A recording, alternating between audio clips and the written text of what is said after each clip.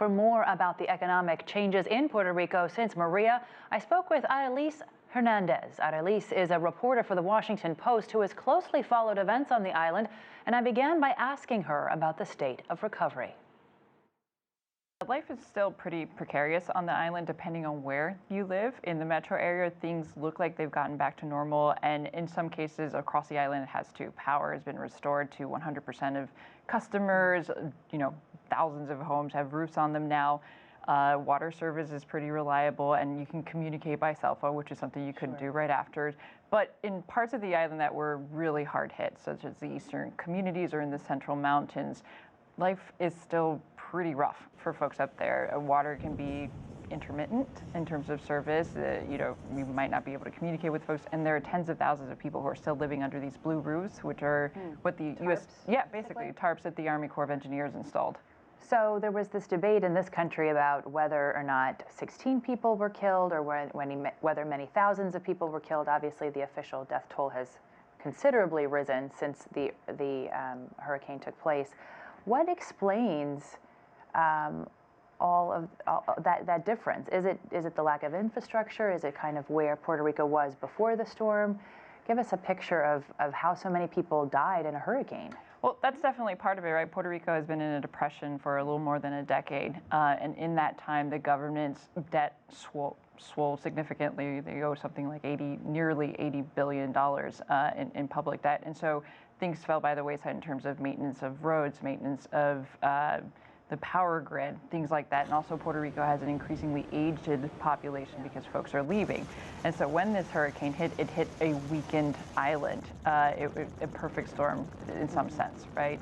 And so folks, what happened was these roads that hadn't been maintained collapsed, cutting off entire communities, folks who depend on certain medical supplies, things like insulin, oxygen, those types of treatments, were left without recourse to seek out those kind of dialysis treatment centers went down. And because of the total communications and electricity failure in Puerto Rico, you just had people dealing with stress and anxiety for long periods of time that took a toll on them physiologically. And again, an older population. And I was there right after the bankruptcy. How much did the bankruptcy contribute to the lack of ability to sort of marshal resources throughout the island? Well, I think you can't talk about the response, the federal response in Puerto Rico or the recovery without talking about the debt. I mean, there's a junta, a fiscal oversight board that oversees basically all of the finances and budgets of the government of Puerto Rico.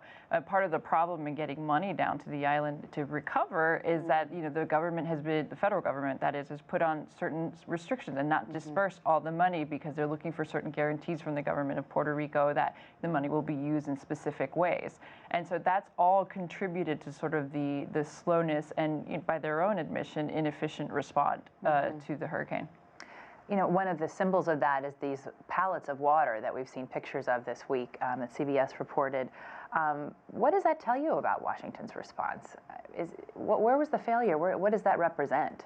Well, when I was living on the island, I attempted to do a story, about the power grid failure and what were some of the issues, why it seemed to be going so slowly, why it seemed to be mired by so many obstacles. And what happened in that situation seems to be true throughout the government, which is there was a lack of coordination between the local authorities and the federal government. And it was never clear who was actually in charge of sort of marshaling those resources, dispersing them, and coordinating how they get down to sort of the granular level.